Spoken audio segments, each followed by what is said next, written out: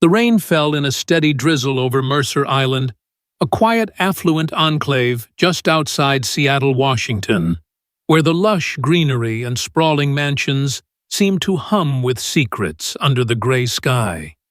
In one such mansion, a grand three-story home with floor-to-ceiling windows overlooking Lake Washington, Elena Martinez moved silently through her tasks.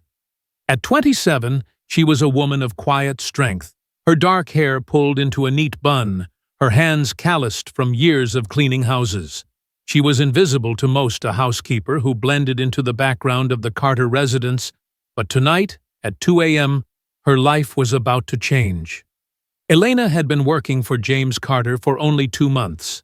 James, a 35-year-old tech entrepreneur, was a widower, his face etched with grief that he tried to hide behind a polished exterior. His wife Emily had died during childbirth, leaving him with their 3-month-old son Noah, a baby with big brown eyes and a cry that could pierce the heart. Elena had seen James struggle his late nights at the office, his awkward attempts to soothe Noah, his exhaustion that seemed to deepen with every sleepless night. She kept her distance, focusing on scrubbing floors and dusting chandeliers, but she couldn't ignore the baby's wails echoing through the house, night after night. Tonight was no different. Elena was in the kitchen, wiping down the marble countertops, when she heard Noah's cries again. They were sharp, desperate, cutting through the silence of the mansion. She paused, her rag hovering over the counter, her chest tightening. The sound was too familiar a reminder of her own son Gabriel, who had died at 2 months old from sudden infant death syndrome. The memory was a raw wound, one she carried silently, but Noah's cries pulled at it, unraveling her carefully built walls. She glanced at the clock. 2:15 a.m. The nanny Clara was upstairs, probably pacing the nursery, but the cries didn't stop. Elena hesitated, then set the rag down and wiped her hands on her apron. She wasn't supposed to interfere. Her job was to clean, not to care, but something in her wouldn't let her stay still. She climbed the wide oak staircase, her steps soft on the plush carpet, and reached the nursery door. It was ajar, revealing Clara, a tired woman in her 50s, rocking Noah in her arms. "Come on, little one," Clara murmured, her voice strained. "Please, just sleep." Noah's face was red. His tiny fists clenched, his cries growing hoarse. Clara looked up, startled, as Elena stepped into the room. "Oh, Elena, I didn't see you there," she said, her tone clipped. "He's been like this for an hour. Nothing works." Elena nodded, her throat tight. "Can I try?" she asked, her voice barely above a whisper. Clara frowned, clearly unsure. Housekeepers didn't handle babies, that was the unspoken rule, but she was too exhausted to argue. "Fine," she said, passing Noah to Elena with a sigh. "Good luck." The moment Noah settled into Elena's arms, something shifted. His weight, warm and fragile, felt like a piece of her past returned to her. She cradled him against her chest, swaying gently, and began to hum a lullaby her mother had sung to her in Mexico years ago, a soft, lilting melody in Spanish. "Duerme, mi pequeño, duerme," she sang, her voice trembling at first, but growing steadier. Noah's cries softened his tiny body, relaxing against her. His eyes, wide and tearful, locked onto hers, and for the first time in hours, he was quiet. Elena's heart ached not just for Noah, but for Gabriel, for the nights she'd never get back. She didn't notice the tears slipping down her cheeks until one fell onto Noah's blanket. She didn't hear the footsteps either, not until a sharp voice cut through the room. "What are you doing, Margaret?" Dawson stood in the doorway, her silver hair pulled into a tight chignon, her eyes narrowed with suspicion. Margaret, Emily's mother, had moved into the Carter mansion after her daughter's death, claiming it was to help with Noah. But her presence was heavy, her grief manifesting as control. She wore a silk robe, her posture rigid as if she owned the very air in the room. Elena froze, clutching Noah a little tighter. I was just helping Mrs. Dawson," she stammered. He was crying, and helping Margaret's voice was ice. "You're the housekeeper, not the nanny. Why are you holding my grandson at 2 in the morning?" Her gaze flicked to Noah, now calm in Elena's arms, and her expression hardened. "Give him to me. Now." Elena hesitated, her instincts screaming to protect Noah, but she knew her place. She carefully handed the baby to Margaret, who took him with a possessive grip. Noah stirred, his face scrunching as if he might cry again, but Margaret didn't notice. "You shouldn't be in here," she said, her tone final. "Go back to your work." Elena nodded, her eyes on the floor, and slipped out of the room. Her heart pounded as she descended the stairs, the lullaby still echoing in her mind. She wanted to explain how Noah's cries had felt like Gabriel's, how she couldn't just stand by, but Margaret's cold dismissal silenced her. Back in the kitchen, she picked up her rag, her hands shaking. She was just the help, she reminded herself. Nothing more. But the next morning, the house buzzed with a different energy. Clara, bleary-eyed over coffee, mentioned to the cook Maria that Noah had slept for 3 hours straight after Elena held him. "Never seen anything like it," Clara said, shaking her head. "That baby doesn't calm for anyone, not even Mr. Carter." Maria, a kind woman who'd known Elena for years, gave her a knowing look. "You've got a gift, Elena," she said quietly. "Don't let Mrs. Dawson scare you." Elena forced a smile, but her stomach churned. She'd felt Noah's trust, his tiny hand curling around her finger, and it had awakened something in her, a longing she'd buried since Gabriel's death. But Margaret's words lingered, a warning that she was overstepping. She focused on her tasks, scrubbing the already spotless floors, avoiding the upstairs where Noah's nursery was. Yet every cry from the baby felt like a call she couldn't ignore. That evening, James returned home from a late meeting. His suit rumpled, his eyes heavy with fatigue. Elena was polishing silver in the dining room when she overheard him talking to Margaret in the living room. "He's been fussy all day," James said, his voice strained. "Clara says he's not eating well." "I don't know what to do, Margaret." "It's that housekeeper," Margaret replied, her voice low but sharp. "I found her in the nursery last night holding Noah like she had any right to." "She's too familiar, James. It's not proper." Elena's heart sank. She gripped the silver candlestick tighter, her reflection distorted in its surface. James was silent for a moment, then said, "Elena, she's been nothing but professional. If she calmed Noah, maybe that's a good thing." "A good thing?" Margaret's tone was incredulous. "She's the help, James. You don't know her past her intentions. I'm telling you, she's too close to my grandson." Elena wanted to run to hide from the accusation, but she stayed rooted, listening. James sighed. "Margaret, I trust Elena. She's worked here without a single issue. But if it bothers you, I'll talk to her." The words stung.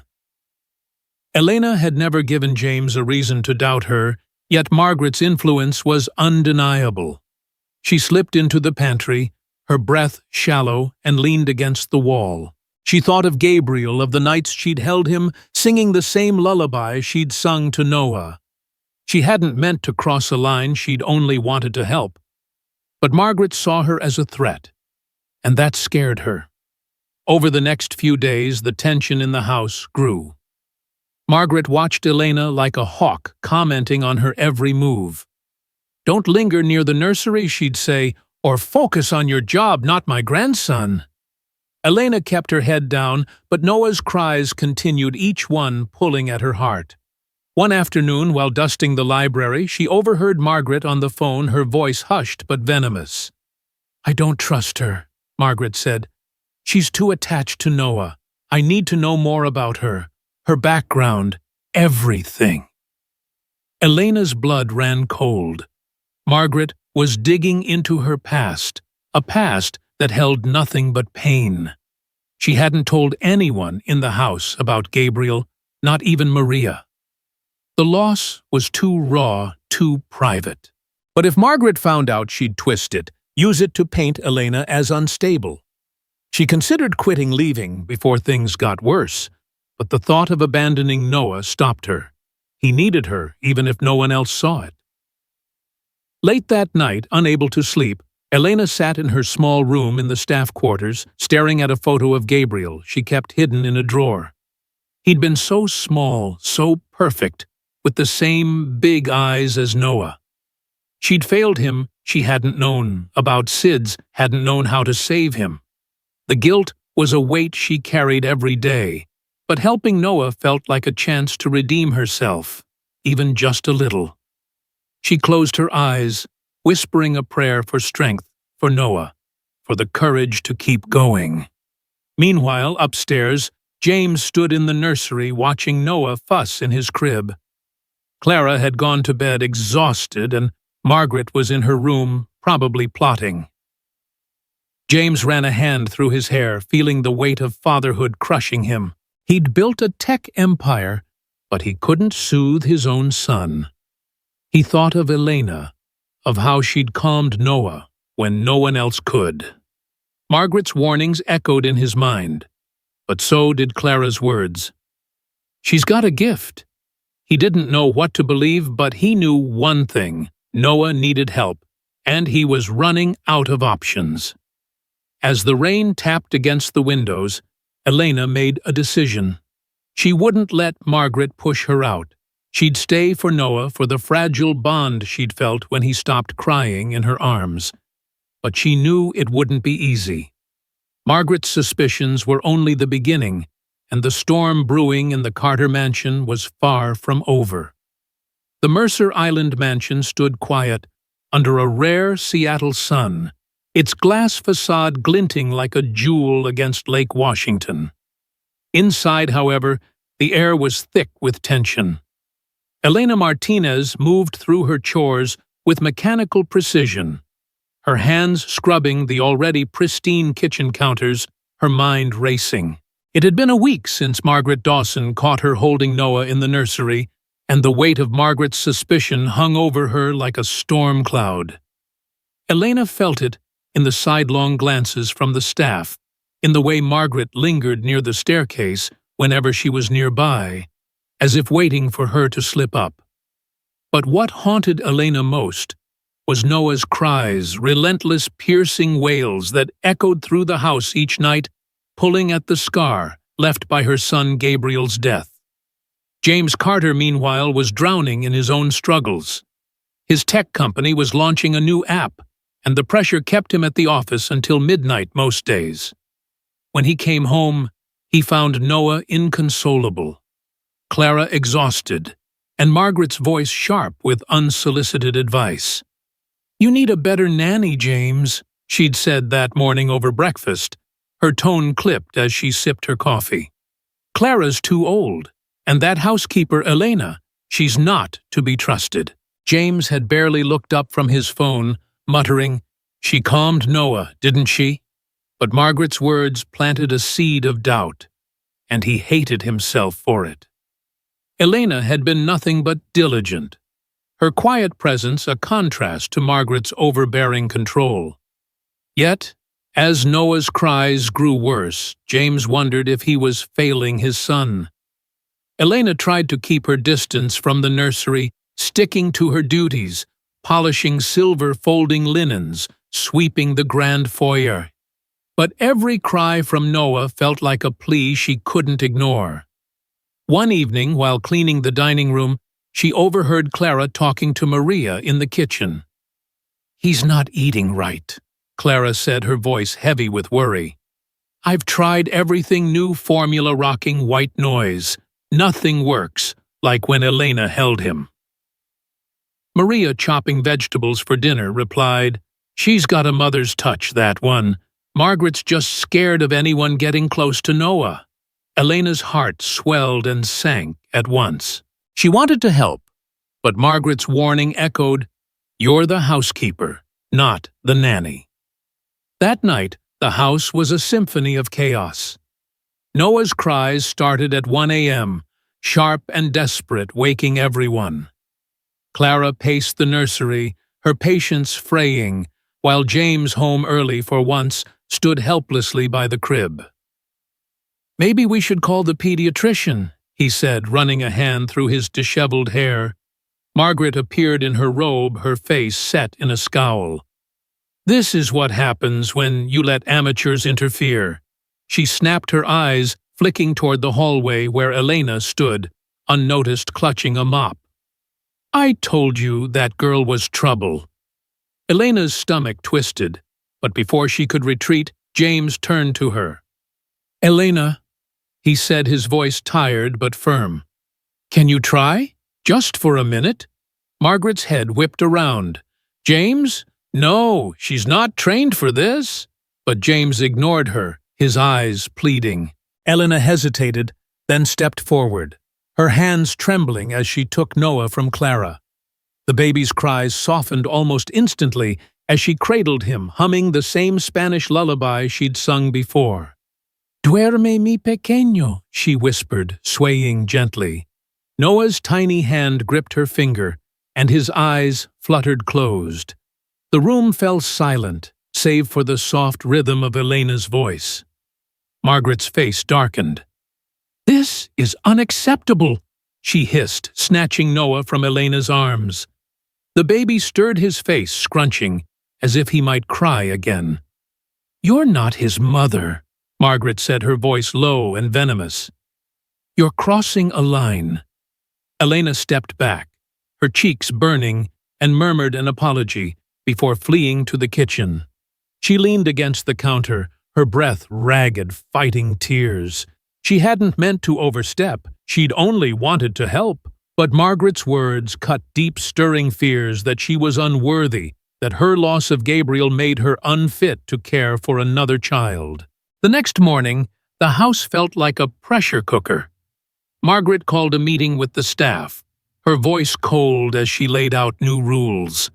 "Elena is not to go near the nursery," she announced, her eyes locked on Elena. "Her job is cleaning, nothing more." Clara and Maria exchanged uneasy glances, but no one spoke. James, distracted by a work call, didn't hear about the rule until later, and when he did, he frowned. "Margaret, if Elena can calm Noah, why stop her?" Margaret's response was sharp. "Because she's not family, James. We don't know her. For all we know, she could be dangerous." The word dangerous lingered in Elena's mind as she worked through the day, her movements mechanical. She wanted to tell James about Gabriel, to explain why Noah's cries hit her so hard, but fear held her back. What if he saw her as broken as Margaret did? That evening, while dusting the study, she found a letter tucked in a drawer, a note from Emily James's late wife, written before Noah's birth. Mom's controlling it read, "She means well, but she suffocates me. James, don't let her take over our lives." Elena's hands shook as she read it. She slipped the letter back, her mind racing. If Margaret had controlled Emily, what was she planning for Noah? Her answer came sooner than she expected.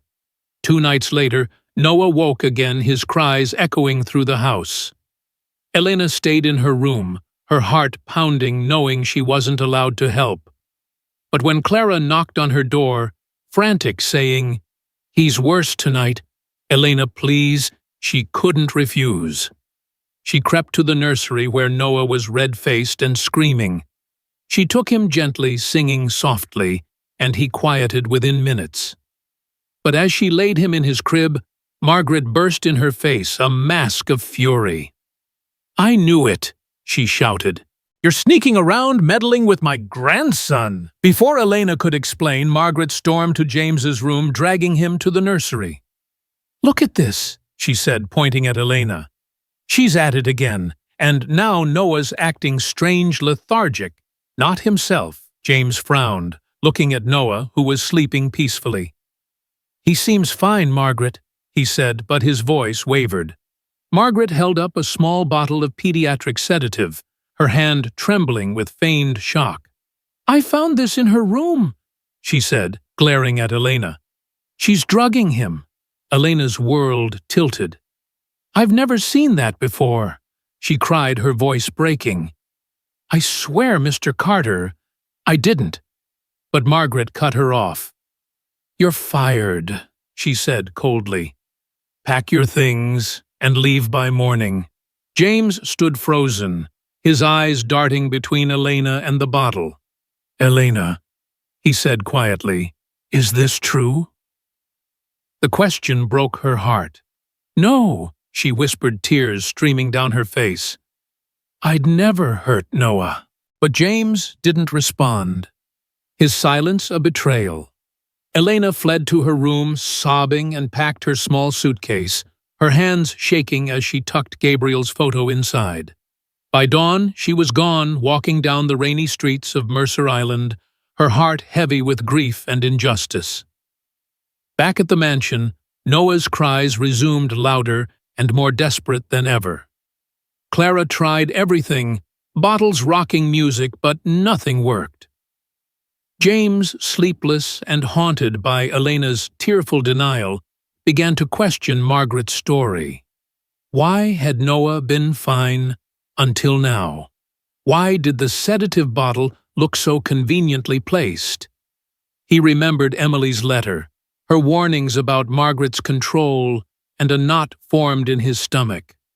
On a whim, he called a private investigator, a discreet contact from his business dealings. I need you to look into something, he said. His voice low. Find out where that sedative came from, and check on Margaret Dawson, everything you can find. The investigator promised results within days. Meanwhile, Noah's distress grew, his appetite fading, his cries a constant reminder of Elena's absence. James sat by the crib one night, watching his son struggle, and made a decision. He drove to the address Maria had given him, a small apartment in Seattle where Elena was staying with a cousin. He found her sitting on a worn couch, her eyes red from crying. Gabriel's photo in her hands. Elena, he said, his voice soft but urgent. I'm sorry. I should have listened to you. She looked up, startled, her face a mix of pain and hope. Mr. Carter, I didn't do anything to Noah. I swear. He nodded, sitting beside her. I know. I found a letter from Emily about Margaret. I think she set you up. Noah's a mess without you. Will you come back? Elena hesitated, her trust shaken. As what she asked. A housekeeper who can't help him, James shook his head. As his nanny. Officially. You're the only one who can calm him. Elena's eyes filled with tears, but she nodded. Okay. For Noah. As they drove back to Mercer Island, James felt a warmth he hadn't known since Emily's death, a spark of something new, something dangerous. He glanced at Elena, her face soft in the dashboard light, and wondered if he was ready for what came next. Back at the mansion, Margaret was waiting, her face pale with rage, when she saw Elena. What is she doing here? She demanded. James stood firm. She's Noah's nanny now, and I'm looking into that sedative Margaret. If you're hiding something, I'll find out. Margaret's eyes flickered with fear, but she said nothing, retreating to her room. Elena settled into the nursery, holding Noah, who nestled against her with a contented sigh. But she knew this was only the beginning. Margaret's silence was not surrender, it was the calm before a storm. The sun hung low over Mercer Island, casting a golden glow across Lake Washington, but inside the Carter mansion, a storm was brewing. Elena Martinez stood in the nursery, rocking Noah gently as he cooed in her arms, his big brown eyes finally calm after days of distress. It had been a week since James Carter had brought her back as Noah's nanny, a decision that had sparked a fragile hope in Elena's heart and an unrelenting fury in Margaret Dawson's. The air in the house crackled with tension, as if the walls themselves sensed the conflict to come. Elena, now officially responsible for Noah, felt a mix of pride and fear. She loved the boy like her own, but Margaret's icy glares and whispered accusations made it clear that her return was not a truce. It was a declaration of war. James, too, was on edge. His investigation into the sedative incident had yielded disturbing results. The private investigator, a gruff man named Tom Reynolds, had traced the bottle to a pharmacy in downtown Seattle, purchased under Margaret's name just days before it appeared in Elena's room. She covered her tracks poorly, Tom had said, handing James the receipt. But she's smart. She's already spreading rumors around Mercer Island, calling Elena a gold digger, saying she's after your money. James clenched the receipt, his jaw tight. He'd trusted Margaret, seen her as family, but Emily's letter, and now this evidence painted a different picture. A woman consumed by grief and control, willing to destroy Elena, to keep Noah in her grasp. Elena, unaware of the full extent of Margaret's schemes focused on Noah. She spent her days singing to him, feeding him, and marveling at how quickly he responded to her touch. But the whispers in the community were impossible to ignore. Maria the cook came to her one morning, her face grim. "Elena, people are talking at the market," she said, chopping carrots with more force than necessary. "They're saying you're only here for Mr. Carter's wealth, that you're not fit to care for Noah." Elena's stomach dropped. "Who's saying that?" she asked, though she already knew. Maria hesitated. "Mrs. Dawson's been meeting with the neighbors, spinning stories. She even mentioned your son Gabriel, said you were unstable after losing him." The words hit Elena like a slap. She'd kept Gabriel's death private, a wound too raw to share, but Margaret had dug it up, weaponizing her grief. She wanted to confront her, to scream that she'd never hurt Noah, but fear stopped her. What if James believed the rumors? What if he sent her away again? She buried her pain, focusing on Noah, but the doubt gnawed at her. That evening, as she tucked Noah into his crib, James appeared in the doorway, his face tired but warm. "You're good with him," he said, a small smile breaking through. "I haven't seen him this happy since, well, ever." Elena blushed, her heart lifting. "He's easy to love," she replied, brushing Noah's cheek. James lingered as if he wanted to say more, but Margaret's voice called from downstairs, sharp and demanding. The moment broke, and Elena felt the weight of Margaret's presence settle over her again. The storm broke 2 days later. Elena was in the kitchen preparing Noah's bottle when a woman in a crisp blazer appeared at the door, claiming to be from Child Protective Services.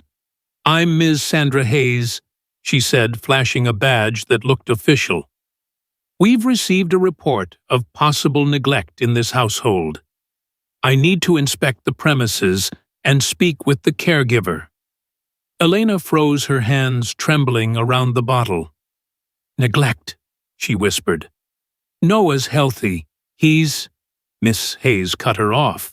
"Ma'am, this is routine." "Where's the child?" Elena led her to the nursery, her mind racing. She hadn't done anything wrong, but the woman's cold demeanor and Margaret's smug presence in the hallway told her this was no routine visit.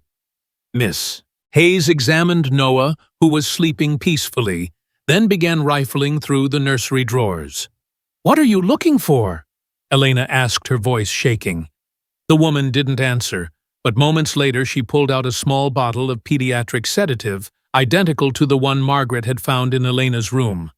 "This is concerning Ms. Hayes," said her tone accusatory. Medicating a child without authorization is serious. Elena's heart pounded. I didn't put that there, she cried. I've never seen it. But Ms. Hayes scribbled notes, her face unreadable, and left with a warning that a formal investigation would follow. James arrived home an hour later, his face pale as Elena recounted the visit. It's Margaret, she said, tears streaming down her face. She's doing this again. James nodded, his expression grim. I installed cameras in the nursery after the last incident, he said. Let's check the footage. They huddled in his study, watching grainy video from the previous night. There at 3 a.m. was Margaret, slipping into the nursery and tucking the bottle into a drawer. James's hands clenched into fists. She's gone too far, he said, his voice low and dangerous. He called Tom, the investigator, and instructed him to dig deeper into Margaret's actions, then turned to Elena. I'm so sorry, he said, his eyes searching hers. I should have stopped her sooner. Elena wanted to believe him, but fear lingered. The rumors, the planted evidence, it was all too much. What if they take Noah? She whispered. James reached for her hand, his touch steadying her. They won't. We'll fight this together. The warmth of his hand sparked something in Elena, a flicker of trust, maybe even something more. But there was no time to dwell on it. The next morning, a letter arrived from CPS summoning them to a hearing. Margaret had filed for custody of Noah, claiming Elena was unfit, and James was negligent for allowing her near his son. Desperate James contacted an old friend of Margaret's, Helen Parker, who lived on the other side of Mercer Island. Helen, a retired schoolteacher with kind eyes and a sharp memory, met them at a coffee shop in Seattle. Margaret's always been possessive, she said, stirring her tea. When Emily was young, she controlled every aspect of her life. Friends, boyfriends, everything. When Emily married you, Margaret was livid. She thought you'd stolen her daughter. James leaned forward, his voice urgent. Did she ever do anything extreme? Helen nodded. Once she spread lies about a neighbor who got close to Emily, got them ostracized. And after Emily died, she fixated on Noah. She told me she'd do anything to keep him safe, even if it meant fighting you. Helen's words were a lifeline, but the hearing loomed. Elena spent sleepless nights preparing, gathering medical records to prove Noah's health, writing a statement about her love for him. James hired a lawyer, Sarah Bennett, who warned them that Margaret's accusations could sway a judge if they weren't careful. She's painting Elena as a predator, Sarah said, flipping through documents. We need to show Noah's bond with her and Margaret's instability. The day of the hearing arrived, a gray morning that matched the mood in the King County Courthouse. Elena sat beside James, her hands clasped tightly as Margaret took the stand, her voice steady but laced with venom. My grandson deserves better than a housekeeper with a tragic past, she said, her eyes flicking to Elena. She lost her own child. How can we trust her with Noah? The words cut deep, but Elena held her head high, refusing to let Margaret see her break. James's lawyer called Dr. Rachel Kim, Noah's pediatrician, to the stand. Noah is thriving, Dr. Kim said firmly. His weight development and emotional health are excellent, largely due to Elena's care. I've observed Margaret's interactions with him. She's overbearing, and Noah often cries in her presence. Helen testified next, recounting Margaret's history of manipulation. The judge listened intently, his face unreadable as James took the stand. Elena's not just a nanny, he said, his voice steady. She's family.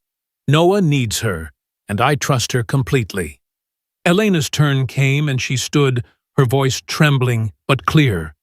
I lost my son, Gabriel, and it broke me, she said. But caring for Noah has given me purpose.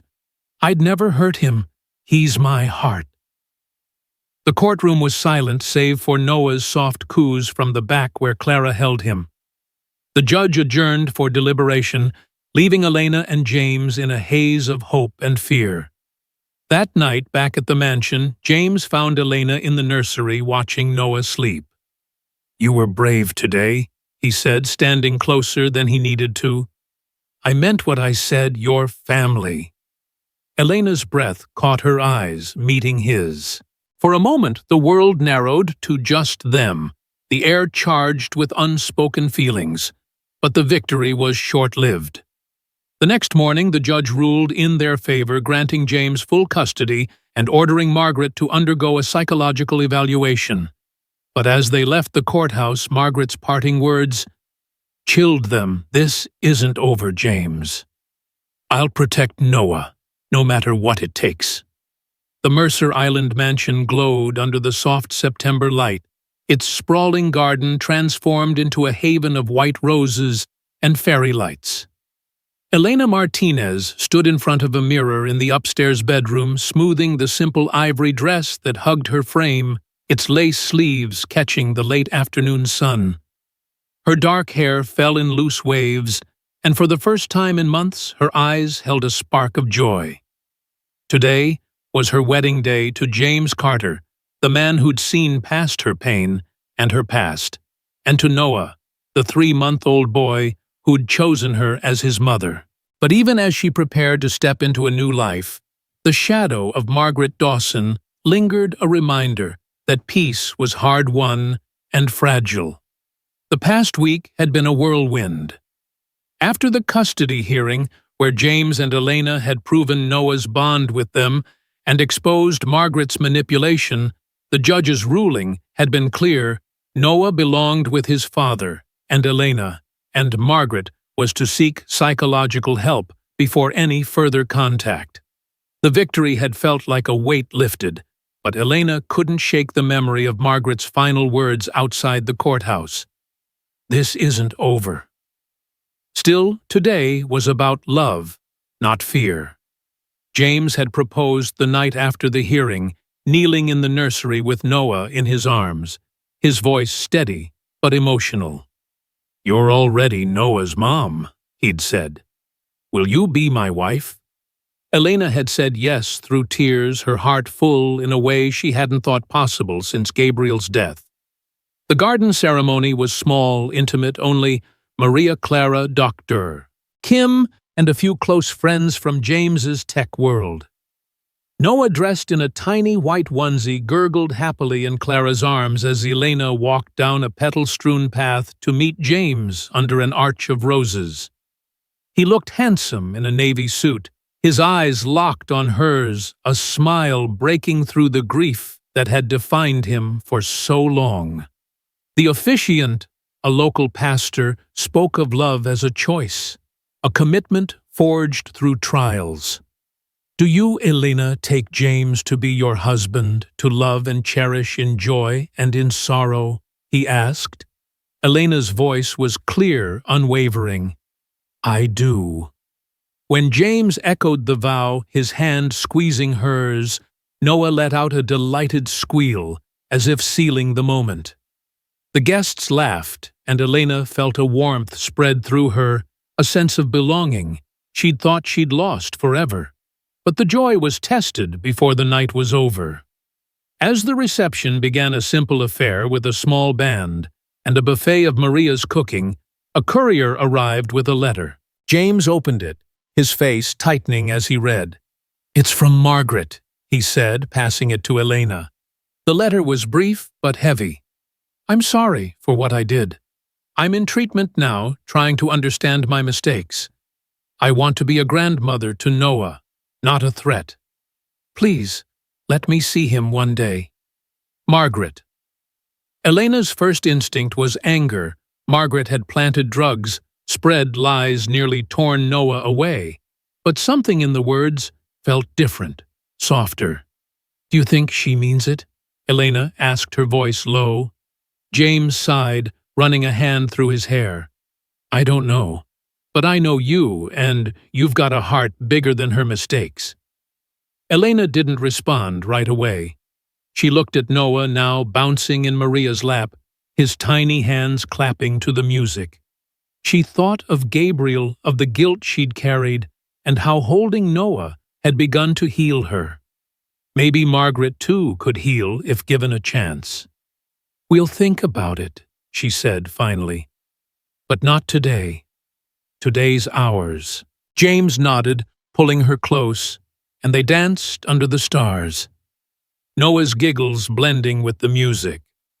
The next day, Elena took a step she'd been planning for weeks. With James's support, she reached out to a local community center to start a support group for mothers who'd lost children. She called it Gabriel's Light, a tribute to her son, a way to turn her pain into purpose. The first meeting was small, just 3 women sitting in a circle sharing stories of loss. Elena spoke of Gabriel, of how his brief life had shaped her, and how Noah had given her a second chance at love. The women listened, some crying, some nodding, and Elena felt a weight lift. She wasn't alone anymore, and neither were they. James, true to his word, offered to fund a permanent space for the group, a cozy room in the community center with soft chairs and Gabriel's photo on the wall. "You're incredible," he told her, kissing her forehead. "You're making a difference." But Margaret's shadow wasn't gone. A week after the wedding, Elena noticed a car, a black sedan, parked across the street from the mansion, its driver watching the house. She mentioned it to James, who frowned. Probably nothing, he said, but he called Tom, the investigator, to check. Tom's report came back quickly. The car was registered to a private firm Margaret had hired before the hearing. "She's still watching you," Tom said over the phone, "but she's in a clinic now, so it's likely just a loose end." Elena wasn't convinced. She remembered Margaret's obsessive need to control Noah, and fear crept back in. "What if she tries something again?" she asked James. He pulled her close, his voice firm. "She won't get near Noah. We're a family now, and we're stronger than her." The strength of that family was tested a month later, when Noah's first birthday approached. Elena and James planned a small party in the garden, with balloons and a cake Maria spent days perfecting. As they set up, a knock came at the door. Elena opened it to find Margaret thinner and paler, her eyes nervous but clear. "I'm not here to cause trouble," she said, holding up a small gift wrapped in blue paper. I wanted to give Noah this. And to talk." Elena hesitated, her heart racing, but James nodded from behind her. "Let her in," he said. "One chance." Margaret sat in the living room, clutching the gift, a stuffed bear with Noah's name embroidered on it. "I've been in therapy," she said, her voice unsteady. "I know I was wrong about you, Elena, about everything. I was so scared of losing Noah, like I lost Emily, that I became someone I don't recognize." Elena listened, her arms crossed, remembering the pain Margaret had caused, but she also saw the woman's hands tremble, the genuine regret in her eyes. "Why should I trust you?" Elena asked, her voice soft but firm. Margaret looked at Noah playing on a blanket nearby. "Because I see how happy he is with you. I was wrong to think I could replace that." She paused, swallowing hard. "I just want to be his grandmother, not his owner." James spoke up. "If we let you back, there are rules. No interference, no control. And you keep up with therapy." Margaret nodded, tears spilling. "I promise." Elena took a deep breath, her heart torn. She thought of Gabriel, of how she'd wished for a second chance to love. Maybe Margaret deserved one too, not for her sake, but for Noah's, for the family they were building. "Okay," she said finally. "You can come to his birthday. But one wrong move and you're gone." Margaret's face lit up, a flicker of the woman she might become. Noah's birthday was perfect.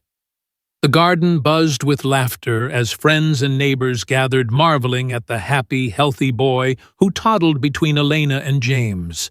Margaret sat quietly holding the stuffed bear, and when Noah reached for it giggling, she smiled a real, unguarded smile. Elena watched her heart softening. She'd forgiven Margaret not because it was easy, but because it freed her to love without fear. James, standing beside her, whispered, "You're amazing, you know that." She laughed, leaning into him. "We're amazing, all three of us." As the party ended, the guests gone, and the stars bright above Elena, James, and Noah sat in the garden, the same place where their love had taken root. Elena held Noah, now asleep, his tiny hand curled around her finger. James wrapped an arm around her, his voice low. "I used to think wealth was money, success," he said. "But it's this, us, Noah, this moment." Elena nodded, her eyes on the sky. "It's family," she said. "The one we choose, the one we fight for." The lesson was clear, etched into every step of their journey. Love could heal even the deepest wounds. But it required trust, courage, and the willingness to forgive. Elena had lost Gabriel, but found Noah and James. James had lost Emily, but gained a partner who made him whole.